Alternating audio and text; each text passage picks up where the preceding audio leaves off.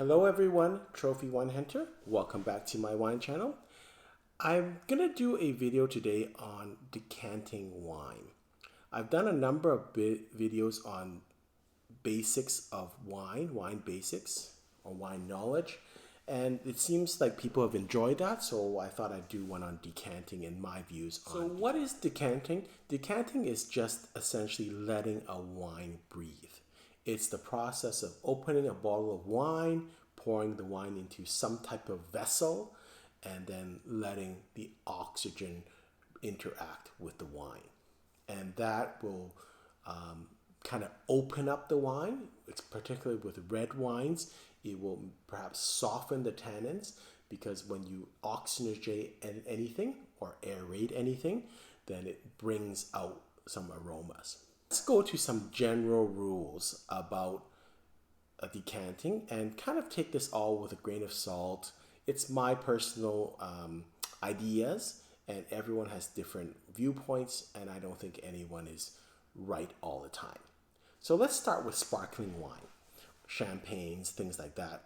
In general, people don't like to decant sparkling wines. Why? Because they have bubbles, they're effervescent. And when you decant them, that's going to decrease the bubbles because that's part of the bubbles is carbon dioxide just coming to the surface. So as you go on, it will decrease that. And that's one of the highlights of sparkling wine and champagne is the effervescence and the bubbles. Having said that, there are certain champagnes that you could potentially decant.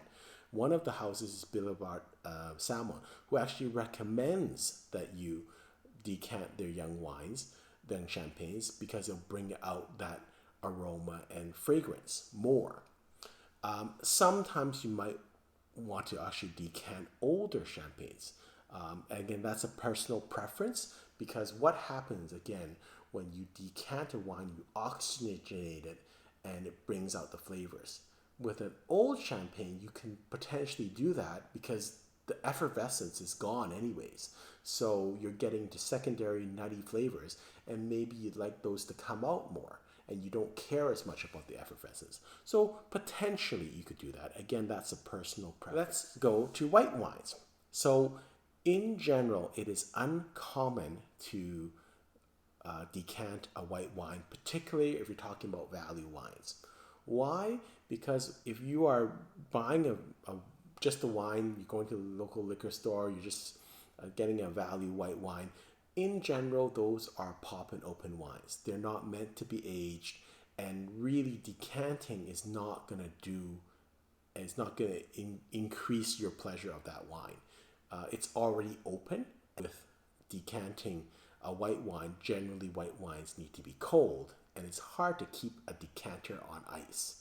So you can actually put a decanter, put it on a bed of ice, but it's really tough to do, right? It's very troublesome. It's not easy to do, especially if you have a big decanter like this or a decanter like this. How do you put this in you have to have like a bucket of ice. The only exception it would be with high-end white wines, and in particular, those would be kind of Burgundy style wines, and that would be either young or old. I would probably decant both. In general, Burgundy wines, especially high-end Grand Cru and some Premier Cru white wines, the general rule with high-end Burgundy wines is as you get better quality, you get closer to room temperature. And that's why you can actually decant them because you don't have to keep them as cold and they can actually evolve in the glass. They have more complicated structures. They're generally built for aging, so they do need some aeration.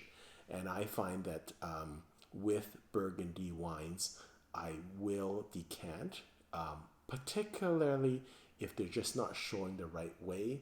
I like to have them a little bit more open for aromatics. And again, these are general rules. Each wine by itself is based on personal experience. And you really have to have personal experience with each wine to figure out what's the best way to serve it. Next is red wines. And so my view would be probably be a little bit controversial. I almost think almost in every case, you should decant a red wine if you can. So sometimes you're just at home, you're drinking, it's just you're just having a glass. You don't need to decant, right? That's not the right way to do it, because and I'm going to go through the different types of wine. So young red wines in general need to be decanted, and the only exception would be light red wines, which be like Beaujolais wines, Gamay wines, Beaujolais Nouveau. You wouldn't need to do that. Even with Pinot Noir, in general, I mean, I think the general consensus is you shouldn't decant Pinot Noir wines. I'm of the opposite view. I've drank enough Burgundy wines now that I actually believe that most Burgundy wines that are young are not ready. So most Burgundy red wines that I drink, at least at the Premier Cru level and above, Premier and Grand Cru, generally need minimum 15 years. So if you're drinking a Premier and Grand Cru wine, Burgundy Pinot Noir, and it's less than 10 years, I'll decant it for sure. And generally, it's too tight. Now, if you're talking about just village wines or just AOC wines, value type wines, Pinot Noirs, perhaps you don't need to. But I don't think it really hurts that much to decant it, to give it some air. And the way I think about it is any type of age in a bottle, it's kind of like you being on a plane. You know, some plane rides are short. They're an hour, hour and a half. It doesn't affect you. Some plane rides are international flights, 14 hours. When you get off the plane, what is the first thing you do? I want to go to the bathroom. I want to kind of freshen up. I want to take a shower. I want to get to my hotel room. Wines are living things. They're evolving. So think of it like yourself. They've been cooped up in a bottle. So when you open them, they need to kind of relax. They need to air out. Particularly old wines that have been aired in there for like 20, 30 years. There's a lot built up in there and they need to kind of just relax. And a lot of times the problem being is that we're very rushed in our lives these days. So when we decant, we just decant and then just start to pour and serve. That's really not enough time for a wine to kind of relax. And so that's why I think even if you decant, it's not a bad idea for any red wine, because chances are you're going to serve it pretty quickly right after you decant, within half an hour. That's really, generally speaking, not going to ruin any. Let's go to older wines. So there's two schools of thoughts here, and a lot of people don't like to decant older wines because the idea is, well, they're already old, and so they are going to be, if you decant them, they're going to be already soft, and they're going to lose their aroma, they're going to lose their taste. So again, that's about knowing the wine. There's Bordeaux wines that are 20 years old that are still very young. As an example, I just drank the Liévin Lacasse 2000. We decanted it for 2 hours. It was still not young. So if I had not decanted that wine, it would be tight as, I don't know, as you can imagine.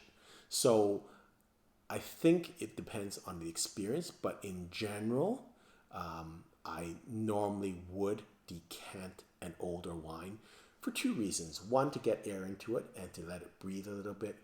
Two is to get rid of the sediment, because there's usually a sediment in the bottle, and it's really difficult to pour a wine without getting the sediment in. Putting it in the decanter, how you can control it with the wine is how long it sits in the decanter. So there's nothing wrong with decanting a wine and then serving it right away if it's a very very light or delicate wine. Likewise, if it's a very tannic wine, you can put it in decanter and have it there for 6 hours, 8 hours if you want. So I think it's not the process of putting in decanter, it's how long you put it in the decanter that's more important. Let's talk about the different type of decanters. And I've got a couple of them here. And I know it looks like I've got a lot of different type of decanters, but Those people that know me, I do serve a lot of wines when I have people over pre-COVID, and I do need this many decanters. And really the point of decanters is it's a vessel, and there's different shapes. Some of them are more aesthetically pleasing.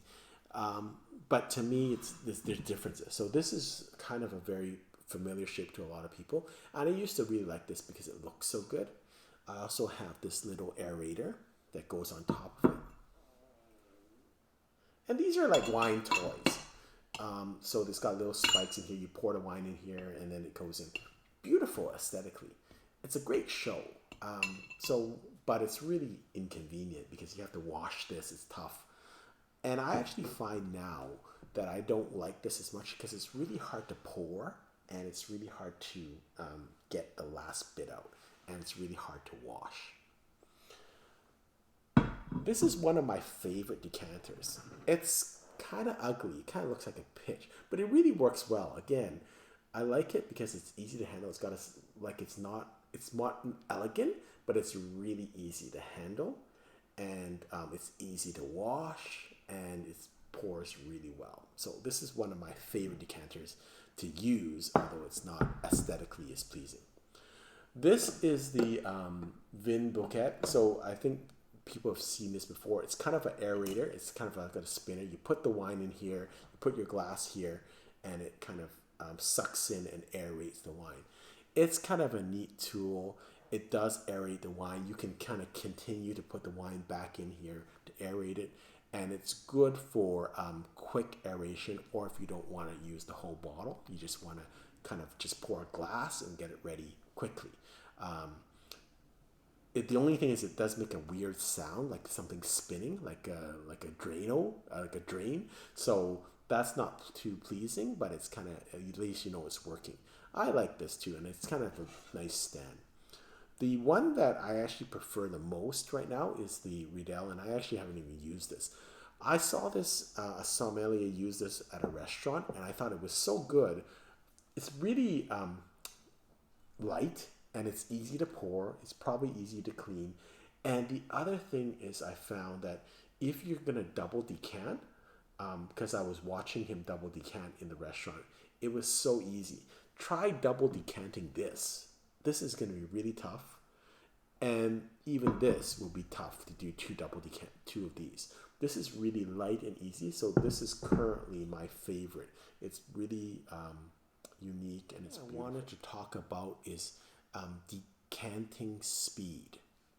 And so one of the things that people don't talk about is controlling, they talk about decanting, but they don't talk about controlling the time that you put in the decanter and the speed that you decant. So you see in most restaurants, people are very gentle and with the decanting.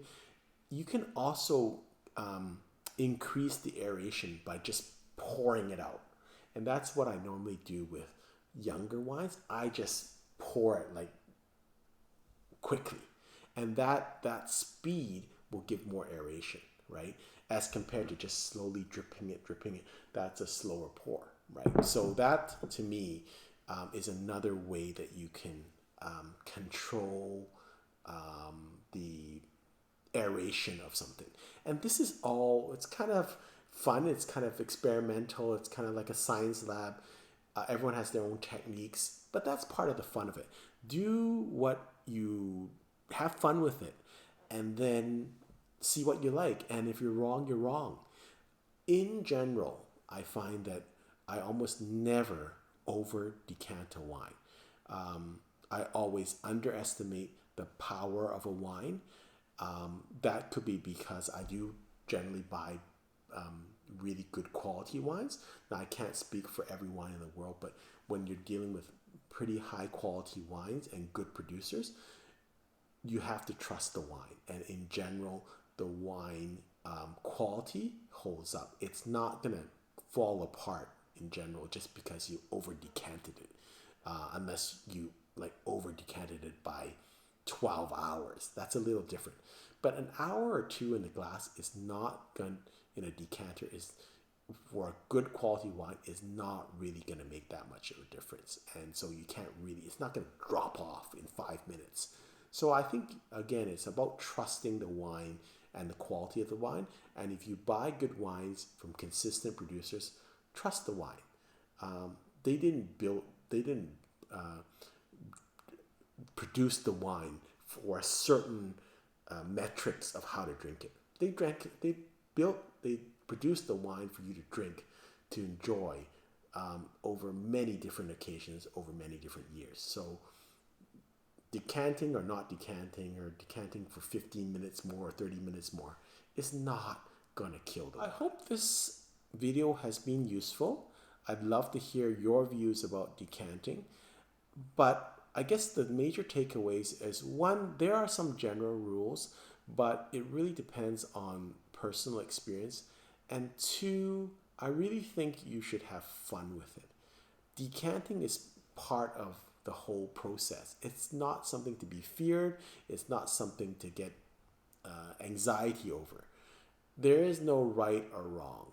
And I can give you the confidence that as long as you're having a quality wine from a quality producer, I would say it's very, very, very difficult to over decant or over aerate a wine, particularly if you're dealing with younger vintage wines. That means wines that are in the first 10 years of their vintage. And that's most wines in the market that you can buy in the liquor stores. So that would mean anything that's 2012 and above. It's very, very difficult to over decant those type of wines. They're younger anyways, and so they need most of those wines. In general, if they're high quality wines from a good producer, they do need some aeration, and you're not going to ruin them by decanting them for 1 or 2 hours. Hope this has been useful. Again, love to hear your views. Until next time, happy drinking.